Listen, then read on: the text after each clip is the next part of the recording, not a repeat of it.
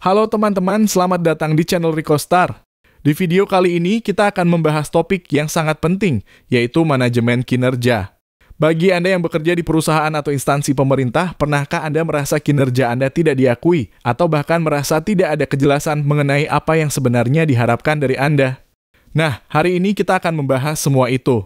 Di video ini, saya akan menjelaskan apa itu manajemen kinerja, mengapa ini penting, dan bagaimana Anda dapat menerapkannya untuk mencapai kesuksesan dalam karier Anda.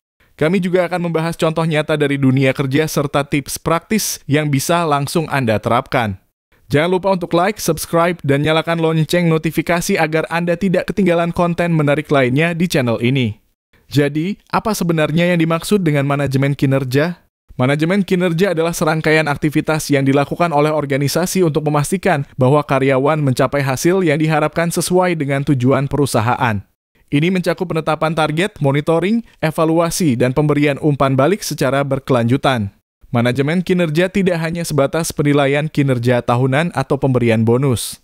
Ini adalah proses yang berkelanjutan untuk membantu karyawan memaksimalkan potensinya, meningkatkan produktivitas, dan pada akhirnya mencapai tujuan organisasi. Ketika manajemen kinerja diterapkan dengan baik, karyawan tidak hanya merasa lebih termotivasi, tetapi juga lebih terarah dalam menjalankan tugas sehari-hari. Sebagai contoh, bayangkan jika Anda adalah seorang pemain sepak bola. Tim Anda memiliki tujuan untuk memenangkan kejuaraan. Namun tanpa pelatih yang memberikan panduan, menetapkan target, dan memberikan umpan balik, apakah Anda yakin tim Anda bisa mencapai tujuan tersebut? Begitu juga dalam dunia kerja, manajemen kinerja membantu memastikan setiap pemain di perusahaan bekerja ke arah yang sama. Apa saja manfaat dari manajemen kinerja yang efektif? Mari kita bahas secara lebih mendalam. 1. Meningkatkan produktivitas. Karyawan yang diberikan target yang jelas dan umpan balik yang teratur akan lebih termotivasi dan produktif. Ketika mereka tahu apa yang diharapkan, mereka bisa lebih fokus dalam menjalankan tugas. 2. Mengidentifikasi kebutuhan pengembangan. Proses manajemen kinerja membantu organisasi untuk mengidentifikasi keterampilan atau pengetahuan apa yang perlu ditingkatkan pada karyawan. Misalnya, jika seorang karyawan mengalami kesulitan dalam menggunakan teknologi baru, perusahaan bisa memberikan pelatihan yang diperlukan. 3. Memperbaiki komunikasi. Manajemen kinerja mendorong komunikasi terbuka antara atasan dan bawahan. Umpan balik yang konstruktif membantu karyawan memahami apa yang sudah baik dan apa yang perlu diperbaiki. 4. Meningkatkan retensi karyawan. Karyawan yang merasa dihargai dan didukung oleh organisasi akan lebih cenderung untuk bertahan lebih lama. Dengan adanya manajemen kinerja, karyawan merasa diperhatikan dan diberi kesempatan untuk berkembang. Untuk lebih memahami konsep ini, mari kita lihat contoh nyata dari dunia kerja. Kita ambil contoh seorang karyawan bernama Budi yang bekerja sebagai sales executive di sebuah perusahaan distribusi. Target bulanannya adalah untuk mencapai penjualan sebesar 100 juta rupiah. Namun selama beberapa bulan terakhir, Budi hanya mampu mencapai sekitar 70% dari target. Apa yang terjadi? Setelah dilakukan evaluasi oleh manajernya, ditemukan beberapa masalah. 1. Kurangnya pemahaman produk. Budi kesulitan menjelaskan produk baru kepada pelanggan karena kurangnya pelatihan. 2.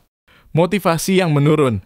Budi merasa tidak ada pengakuan atas usaha kerasnya sehingga motivasinya menurun. 3. Tidak ada umpan balik yang teratur. Manajer Budi tidak pernah memberikan umpan balik yang jelas sehingga Budi tidak tahu apa yang bisa diperbaiki. Apa langkah yang diambil perusahaan untuk memperbaiki situasi ini? 1. Pelatihan produk diberikan kepada Budi untuk meningkatkan pemahamannya. 2. Pertemuan mingguan diadakan untuk memberikan umpan balik dan membahas kendala yang dihadapi. 3. Pemberian insentif untuk setiap pencapaian target sebagai bentuk apresiasi.